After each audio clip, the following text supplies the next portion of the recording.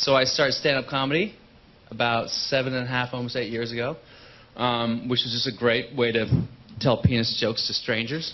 And so yeah, I kind of go back and forth with theater, but stand-up is sort of is more of a daily thing. I do it like 4 or 5 times a week. You can drink on the job in stand-up, which you can't do in theater, which is nice. But a lot of people, they come with the jerseys, so you see a lot of like. Right.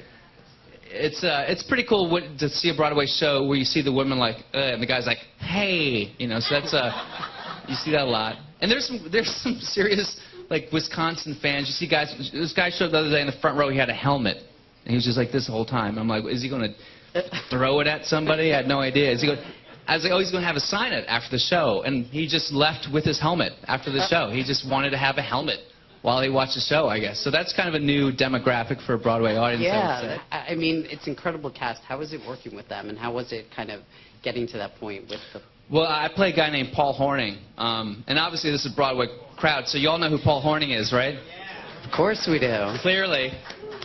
He played for a team called the Green Bay Packers.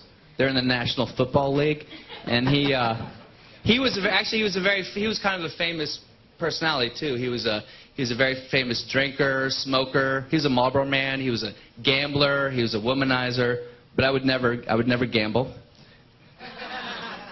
The relationship between Dan Lauria's Vince Lombardi and Marie Lombardi, it's really incredible every night to hear that and watch that. And I guess the one thing that I realized that fit me with, I just kind of like pushing my own boundaries and other people's boundaries, and I like exploring my own sense of what scares me and what scares people in the audience. So I was just a very kind of aggressive physically and aggressive kind of emotionally actor, and that that compensated for a lack of talent for years, and hopefully my technique has sort of merged a little bit with my talent over doing it for 10 years. But yeah, so I never feel comfortable enough with the craft of comedy that I can just go anywhere and be funny.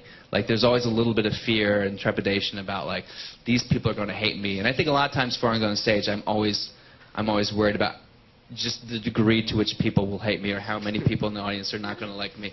So it's definitely, that's an exciting thing about anything where you never feel like you've mastered it. You always feel like you're working on it. But the first time is the worst time. There's that very famous, I don't know, I'm going to screw up the story for some of you guys who are real hardcore theater people, but you know the story where there's some famous play and the actress is like, why am I not getting laughed when I ask for the salt? It's like, what? And the director's like, well, because you're asking for the laugh. Well, what did I do last week? You were asking for the salt.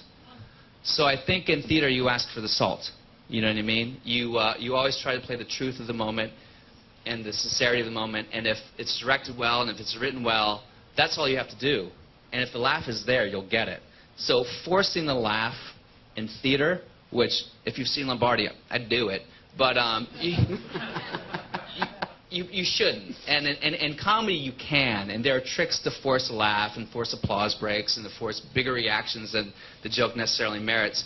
But for theater, if you just say the line and you play the intention, the objectives of your line, if it's well written and directed well, you'll get the laugh. I do this joke about, I go, yeah, my girl, she's lived with me for 3 years. It's an interesting story how she moved in. I'll just do a quick, pantomime how she moved in.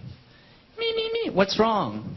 Me. Oh, you lost the lease on your place? Oh, maybe you can stay with me for a couple of weeks until you get things sorted out. And then I fall. And then I fall on my back, So, yeah. So and it's actually funny. I did that at the John. I opened for John Levis. I did it for him, and then we went to a deli, and he was there, and goes, "Do you see what your boyfriend's doing about you? Huh? You like that joke?" She was like, "Huh? Now I think about it, no, I don't like that joke." So, yeah. I'm just kidding. I meant someone else who I lived with for 3 years. No, seriously, you should see Lombardi, not because of me, but because of Judith Light and Dan Lauria, and Tommy Kail, who directed In the Heights. I think he's probably the best director I've ever worked with. And Eric Simonson's incredible playwright, and it's produced by 2 people, Frank Kermser and Tony Pinturo, and they, I think it's just a really well-intended play. You can bring a family, you can bring your friends. It's, if you're looking for a gift for your dad, there's a good chance it's the perfect gift for your dad. I think it's just a really kind of beautiful play, and you know, I have a small part in it, but some of the people are, you know, Judith is, they're going to throw Tony's at her for this role, and it's, yeah, I think it's a beautiful show, and it's only 90 minutes, so you can get the hell out of there too, which is another plus. But yeah, my website, if you go to laughfactory.com, I write a blog there detailing my ridiculous life, my silly experiences.